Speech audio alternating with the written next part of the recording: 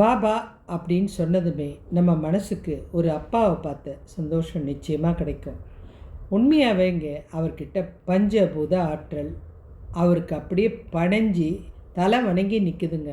அவர் ஒரு வார்த்தை சொன்னால் நம்ம கேட்கணும் அப்படின்ற ஒரு சக்தி இருக்குது. இப்படிப்பட்ட ஒரு ஆற்றல் ஒரு மனிதர்கிட்ட இருந்தால் நிச்சயமாக அவங்க மிகப்பெரிய ஒரு பிரமாதமாக அதை வச்சு பயன்படுத்தியிருப்பாங்க. ஆனால் இவர் அந்த சக்தியை எல்லாத்தையுமே தன்னுடைய மக்களுக்காக தான் பயன்படுத்தினார். நெருப்புன்னு சொன்னால் அந்த பாபா இருந்த அந்த மசூதியில், ஏன்னா அவருக்கு இருக்க இடம் கொடுத்தது அந்த மசூதி தான். அது மிகப்பெரிய ஒரு ரகசியமான விஷயம். இதில் இன்னொரு விஷயமும் இருக்குது. மதமும் சம்மதம் அப்படின்ற ஒரு விஷயமும் இருக்குது. நீ யாராக வேணாலும் இரு, ஆனால் மனுஷனை துன்புறுத்தாத.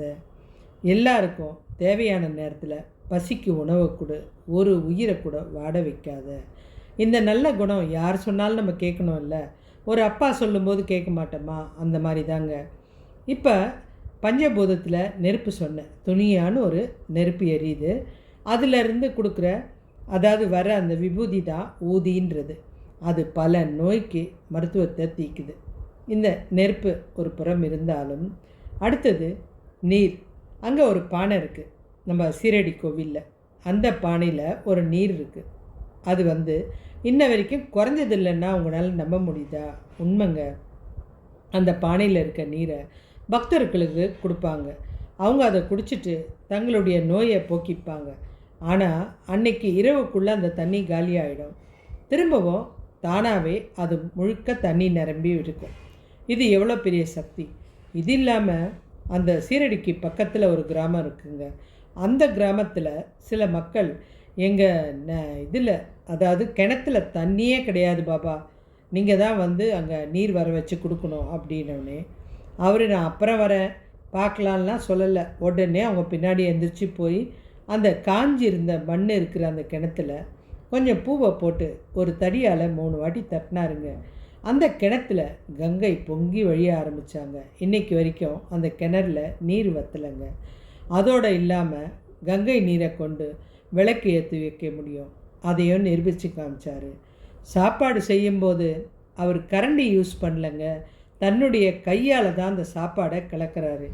அதனால தான் எல்லாருக்குமே அந்த உணவு பிரசாதமாக இருக்குது. நான் தான் இங்கே சமைக்கிறேன், நான் தான் உங்கள் பசியை ஆற்றுறேன். அப்படி எந்த ஒரு மக்களும் தாய் வீட்டுக்கு போனால் பசியோடு வர முடியாதுங்க. அதை தாங்க பாபா செஞ்சிட்ருக்காரு. இப்போ உங்களுக்கு இங்கே ஒரு விஷயத்தை சொல்லணும். இந்த 5 ரூபாய் ரகசியம் என்ன அப்படின்றத சொல்ல போகிறேன். சீரடி பாபான்னா பல அற்புதம் நமக்கு தெரியுங்க. ஆனால் அதில் ஒரு ரகசியந்தான் இந்த 5 ரூபாய். அவரை பார்க்குறதுக்கு ஒரு பெரிய பணக்காரர் வந்தார். பணக்காரர்னாலே கண்டிப்பாக அகந்தையும் திமிரும் நிறைய இருக்கும். அதனால் நேராக அவர் பாபாவை பார்த்தார். எனக்கு மன அமைதியே இல்லைங்க, ரொம்ப வாழ்க்கையில் பிரச்சனையாக இருக்குது. அதனால் நீங்கள் எனக்கு ஒரு விஷயம் பண்ணி கொடுக்கணும். உங்களுக்கு என்ன தேவையோ நான் செய்கிறேன், அதை பற்றி ஒரு பிரச்சனையும் இல்லை. எனக்கு மன அமைதி கிடைக்கணும். அதுவும் இல்லாமல் ஞானம்னா என்னங்க, அந்த ஞான சக்தியை எனக்கு நீங்கள் கொடுக்கணும். எனக்கு இப்போவே வேணும். நான் அதுக்காக என்ன வேணாலும் செய்ய தயாராக இருக்கேன் அப்படின்னாரு. இதப்பா இப்போவே கொடுத்துட்றேன் அப்படின்ட்டு அங்கேருந்து ஒரு சிறுவனை கூப்பிட்டு, அதோ அந்த தெருக்கோடியில் ஒரு வீடு இருக்குது பாரு, அங்கே 5 ரூபாய் கடன் கேட்டேன்னு வாங்கிட்டு வா அப்படின்னாரு. அந்த சிறுவனும் ஓடனான். அங்கே போயிட்டு, பாபா அந்த வீடு பூட்டி இருக்குது அப்படின்னா. அப்படியா, சரி நீ அடுத்த தெருவுக்கு போய் கேளு. ஒவ்வொரு இடமா கேட்டு கேட்டு வந்தாங்க, இல்லைன்னாங்க. கொஞ்சம் பக்தர்கள் என்ன பண்ணாங்க, நாங்கள் போய் எடுத்துகிட்டு வரோம் அப்படின்னு ஒவ்வொரு வீட்டில் போய் கதவை தட்டி 5 ரூபாய் இருக்கா அப்படின்னு கேட்டாங்க. இது நேரம் போய்கிட்டே இருந்தது. 5 ரூபாய் மாத்திரம் கிடைக்கல. இது அந்த செல்வந்தனுக்கு ரொம்ப கவலையாக ஆயிடுச்சு. அதை விட கோபம், மனசில் அமைதி இல்லை. என்ன பாபா, நான் என்ன கேட்டேன், உங்ககிட்ட ஞானத்தை கொடுக்க சொன்னேன். ஆனால் நீங்கள் இவ்வளோ நேரம் என்னை காக்க வைக்கிறீங்களே.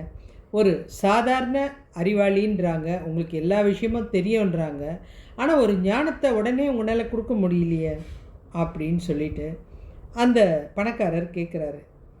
உடனே அவர் சிரிச்சுக்கிட்டே சொல்கிறாரு, இங்கே பாருப்பா, நீ பணக்காரனாக இருக்கலாம், அதுக்காக நான் உடனே ஞானத்தை கொடுத்துட முடியுமா? என்கிட்ட இல்லாத வசதி இல்லைன்னு சொல்கிறேனே. அதுக்குள்ளே பாபாவுடைய கண்கள் அவரை முழுக்க பார்த்துச்சு. மிகப்பெரிய வசதி சுற்றிலும் அவர்கிட்ட இருக்கிற ஒவ்வொரு பொருளும் பண திறமையை, பண வசதியை காமிக்குது. அந்த கர்வம் அதெல்லாம் மொத்தமாக பார்க்குறாரு. உடனே அவர் சொல்கிறாரு, இந்த பாருப்பா, அந்த சிறுவன்கிட்ட போய் 5 ரூபா வாங்கிட்டு வர சொன்னேன், ஆனால் அவன் கிடைக்கலன்னு சொல்லிட்டான். 4 பக்கமும் சீடர்களும் போனாங்க, எங்கேயுமே 5 ரூபா கிடைக்கல. இதெல்லாம் தெரிஞ்சு உனக்கு கோபம் வருது. ஆனால் உன் பேக்கெட்டில் ஆயிரக்கணக்கான ரூபா இருக்குது. கிட்டத்தட்ட இவ்வளோ 1000 ரூபாய் நீ வச்சுருக்க. நீ நினச்சிருந்தா ஒரு 5 ரூபாயை இப்போ உடனே எடுத்து என்கிட்ட கொடுத்துருக்க முடியுமா, முடியாதா? அப்போ தான் அவனுக்கு தன்னை பற்றி புரியுது. இவ்வளோ பணம் வச்சுருக்க உன்னாலேயே உடனே ஒரு 5 ரூபாய் எடுத்து கொடுக்க முடியல, மனசு வரலை அப்படின்னும்போது உனக்கு எப்படி ஒரு ஞானத்தை கொடுக்க முடியும்? மனசே இல்லையே, நீ கொடுக்கறது தானே உனக்கு வரும். உனக்கு அதுவே இல்லையே, எப்படி நான் உனக்கு கொடுக்கணும்? உன்னுடைய பேக்கெட்டில் இத்தனை 1000 ரூபாய் இருந்து ஒரு 5 ரூபா கொடுக்க உனக்கு மனசு இல்லையே, உனக்கு பிரம்மஞானம் வேணும்னு நினைக்கிறியா? அப்போ தான் அவனுக்கு தான் சொன்ன விஷயம் புரிஞ்சுது. அதை விட ஒரு பயம் வந்துச்சு. நம்ம பேக்கெட்டில் இருக்கிற விஷயத்தை துல்லியமாக கணக்கிட்டு சொல்லிட்டாரேன்னு. உங்ககிட்ட 5 ரூபா ரகசியம் சொல்கிறேன் அப்படின்னு சொன்னேன் இல்லையா? இந்த 5 ரூபா ரகசியம் இந்த சந்தையில் விற்கிற பொருள் இல்லைங்க. இந்த 5 ரூபான்றது வெறும் காகிதம் இல்லைங்க. உங்களுடைய ஞானத்தை அடைய விடாமல் தடுக்கிற 5 விதமான குணங்கள் தாங்க அது. அந்த பற்று உங்ககிட்ட அதிகமாக இருந்ததுன்னா ஒரு சிறு தொகையை கூட கொடுக்கறதுக்கு, அதாவது அந்த பணத்து மேலே உங்களுக்கு பாசம் அதிகமாக இருந்ததுனால அந்த ஒரு 5 ரூபா கூட கொடுக்கறதுக்கு மனசு வரல. அந்த பற்று உங்ககிட்டேருந்து போகணும். அடுத்தது, நான் தான் பெரியவன் அப்படின்ற அகந்தை, அது ஞானத்தோட கதவை மூடிடுங்க. அடுத்தது, பொருள் மேலே ஆசை வைக்கிறது. இது எனக்கு வேணும், இது நான் யாருக்காகவும் விட்டு கொடுக்க முடியாது. இந்த ஆசை இருக்கிற வரைக்கும் அருள் உங்ககிட்ட திரும்பி கூட பார்க்காதுங்க.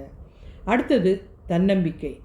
இந்த ஞானம் கேட்க வந்த, ஆனால் உன்னுடைய தேவை தீர்க்கறதுக்கு முன்னாடி நீ நம்பிக்கை இழந்துட்ட. நான் இவ்வளோ நேரம் காத்துட்ருக்கேனே, எனக்கு உடனே கிடைக்கலையே அப்படின்னு அந்த பொறுமை இல்லாதது, இதெல்லாம் எப்படி 5 விதமான குணமாக இருக்குதோ, அந்த 5 இல்லாத உனக்கு இந்த ஞானத்தை பற்றி சொல்லி கொடுக்க முடியாது அப்படின்ட்டார். அப்போ தான் அந்த செல்வந்தனுக்கு எல்லாமே புரிஞ்சு உடனே அவர் காலில் விழுந்து மன்னிப்பு கேட்டார்.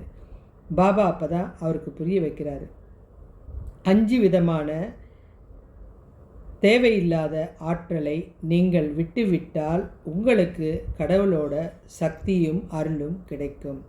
காமம், ஆசை, குரோதம், கோபம், லோபம், கஞ்சத்தனம், அதுதாங்க பற்று, மோகம், மாயை, மயக்கம், மதமாச்சரியம், அகந்தை, இப்படி சொல்லலாம்.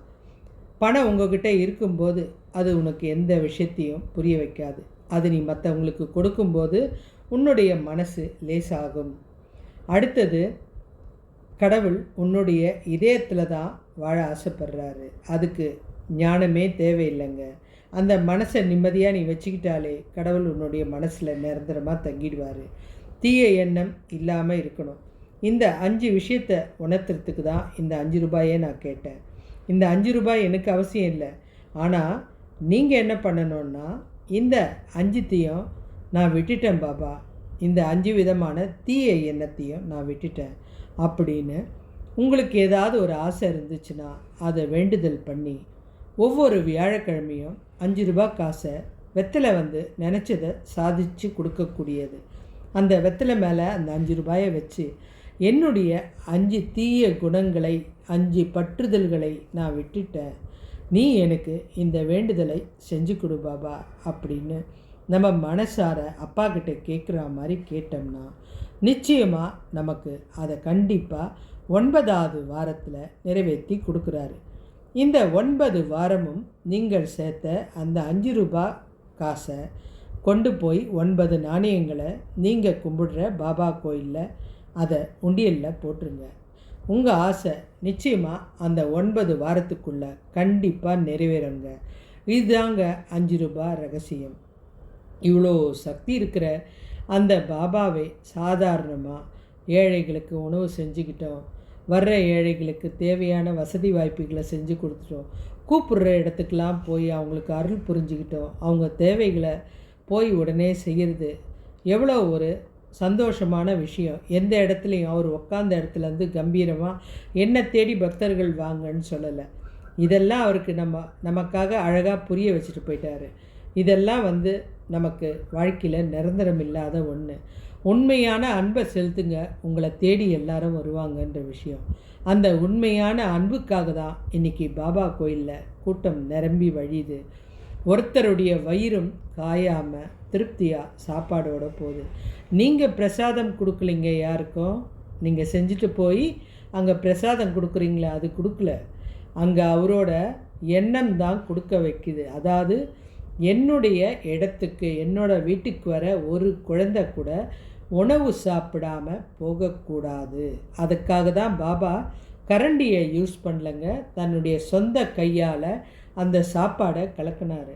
தன்னுடைய அன்பு பாசம் நம்முடைய குழந்தைகளுக்கு போய் சேரணும் அப்படின்னு இன்ன வரைக்கும் அந்த பக்தர்கள் கொடுக்குற அந்த உணவு, அங்கே கொடுக்குற பிரசாதம் பாபா உடைய நேரடி கண்காணிப்பில் அவருடைய அன்பு கலந்து தான் வருது.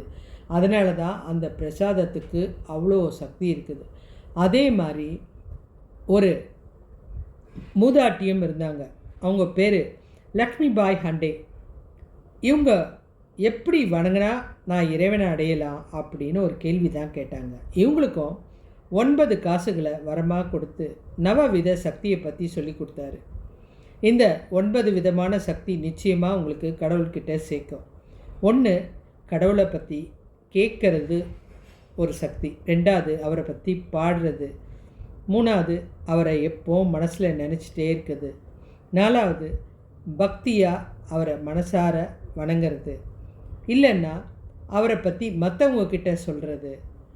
இல்லைன்னா அவருடைய விஷயங்களை படிக்கிறது. இப்படி 9 விதமான பக்தி இருக்குது அப்படின்றத அந்த அம்மாக்கும் புரிய வச்சார். காசுன்றது முக்கியம் இல்லைங்க, அதை பாபா எப்போ சொல்லிட்டாரு. இன்ன வரைக்கும் உங்களுடைய ஒவ்வொரு சக்ஸஸும் நீங்கள் அந்த பாபா கிட்ட கேட்டவனே செய்யறதுக்கு காரணம் அவருடைய இளகிய மனம். என்ன போல் யாருமே துன்பப்பற்றக்கூடாது, அதில் ஊர்ஜினமாக இருக்கார். நீங்கள் போய் எந்த வேண்டுதல் கேட்டாலும் உடனே ஓடி வந்து செய்ய தயாராக இருக்கார். அதுக்கு உங்ககிட்ட அவர் எதிர்பார்க்கறது பாசமான உண்மையான பக்தி. ஒரே ஒரு பூ இல்லைன்னா கொஞ்சம் விதவிதமான பூக்கள் வாங்கிட்டு போய் கொடுத்தாலே அது வாடக்கூடிய பூ தான். ஆனால் அந்த பூ கூட சந்தோஷத்தை அவருக்கு பயங்கரமாக கொடுக்குது. அதனால தான் அந்த மலர் அலங்காரம். நிறைய பக்தர்கள் விதவிதமான வண்ணத்தில் அவருக்கு பூக்களால் அலங்காரம் செய்கிறது. அவர் அதில் மயங்கி உட்கார்ந்துருக்கிறதுக்கு காரணம் அந்த பக்தர்கள் காட்டுற உண்மையான அன்பு தாங்க. நிறைய சக்திகள் இருந்தும் எந்த இடத்துலையும் யார் கூப்பிட்டோம் அவர் நான் வரமாட்டேன்னு சொன்னதில்லை. எந்த இடத்துல பக்தருடைய அபயக்குரல் கேட்குதோ, நான் இருக்கேன்ப்பா, உன்னோட அப்பா இங்கே இருக்கேன், உன்னை பார்த்துக்க நான் வந்துடுறேன், நீ கவலையப்படாத, எந்த துன்பத்துக்கும் முதல்ல செவி சாய்க்கிறது இந்த பாபா தான். இவர் யார், இவர் முஸ்லீமா இல்லை ஹிந்துவா, அது தேவை இல்லைங்க. தெய்வங்க, தெய்வம் எந்த ரூபத்தில் வேண்டாலும் வரும். ஆனால் அன்னைக்கு அந்த ஊரே அவரை வேண்டான்னு சொல்லி ஒதுக்கும்போது, சாப்பாடு கொடுக்காத போது அவர் தங்கின இடம்தான் அந்த மசூதி. அங்கேயும் அவர் சந்தனத்தோடு தான் தீபம் ஏற்றிட்டு தான் அவருக்கு மனசுக்கு தெரிஞ்ச குரானை கேட்டுட்டு தான் சாமியை கும்பிட்டாரு. ஆனால் இதில் கடவுளுன்றது ஒன்று தாங்க. அதை நம்ம உணர்ந்துட்டா நிச்சயமாக எல்லா கடவுளுமே ஒன்று தாங்க. அதை புரிய வைக்க தாங்க இந்த பாபாவுடைய அவதாரம். இறைவன் ஒன்று தான். அதே மாதிரி பஞ்சபூத சக்தியும் இந்த உண்மையான பக்தன்கிட்ட கூப்பிடவே வேணாங்க, தலை வணங்கி நிற்கும். அதே போல் பெரிய பிரம்மாண்டமான வசதியெல்லாம் தேவையில்லைங்க. ஒரே ஒரு பூ எடுத்துகிட்டு போய் அன்பாக ஒரு பக்தர்களும் கொடுக்கும்போது அவருடைய ஆசீர்வாதம் ஆயிரக்கணக்கு அதிகமாக உங்களுக்கு சேரும். இதை விட ஒரு அழகாக புரிய வைக்கிறதுக்கு உலகத்தில் யாருமே இல்லைங்க. இந்த பாபாவோட சக்தி புரிஞ்சவங்களுக்கு இது தெரியும். அதோடு இல்லாமல் இவரோட அருளை புரிஞ்சவங்க நிச்சயமாக அந்த இடத்துல ஒருத்தரை கூட கஷ்டப்படுத்த மாட்டாங்க. யாரையும் அவர் கஷ்டப்படுத்ததில்லை. தன்னை கஷ்டப்படுத்தினவங்கள கூட அவர் காயப்படுத்தலைங்க. அத்தனை பேரையும் ஆசீர்வாதம் மாத்திரம்தான் பண்ணார். தனக்கு உணவே சரியாக கொடுக்கலன்னா கூட அவர் துன்பப்படுத்தலை. ஆனால் இன்றைக்கி அவரோட இடத்துல ஒரு பக்தன் கூட வயிறு வாடலைங்க. திருப்தியாக சாப்பிட்டுட்டு போகிறான். இன்னாருக்கு தான் இந்த உணவு, இவங்களுக்கு கிடையாது அப்படின்றது கிடையாது. எல்லா வித எந்த ஜாதி மதத்துக்கும் அப்பாற்பட்டவர் இந்த பாபா. அவரோட சக்தி ஆற்றல் வாய்ந்தது. அவருடைய அருள் அதைவிட பேராற்றல் வாய்ந்தது.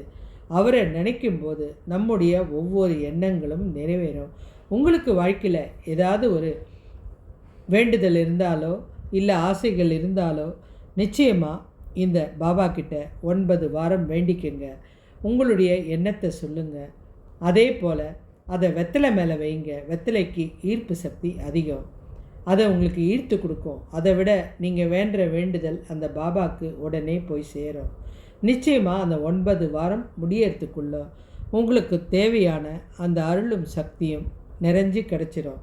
அதுக்கப்புறம் அந்த காணிக்கையை கொண்டு போய் நீங்கள் பாபாவுடைய கோயிலில் சேர்த்துருங்க. இந்த பாபாவுடைய அருள் எல்லாருக்கும் பரவணும். அவருடைய இந்த வியாழக்கிழமை பூஜையை மறக்காதீங்க. அவருடைய ஆற்றலை எல்லாருக்கும் சொல்லுங்கள். நீங்கள் நிச்சயமாக பாபாவுடைய அருளால் நல்லா இருப்பீங்க. ஓம் சாய்ராம். நீங்கள் சேனல் பிடிச்சிருந்தா கமெண்ட் பண்ணுங்கள். உங்கள் ஃப்ரெண்டுங்களுக்கும் ஷேர் பண்ணுங்கள். கமெண்ட் பண்ண சொல்லுங்கள். நன்றி.